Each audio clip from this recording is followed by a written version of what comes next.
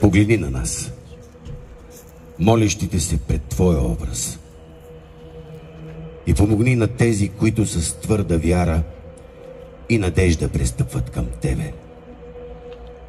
Днес, когато отбелязваме Твоя светъл ден, приеми молбите ни и ни дай своята милост. Застъпи се пред Бога пред нас и за всички строители и архитекти, проектанти и инженери.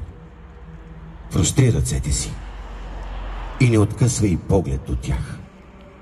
От всички, които са свързани с поставянето на основите на квартал Азимут. Един проект, който ще промени не само този район на Бургас, но и с представите ни за съвременна градска среда и живот. Един проект, който ни събира днес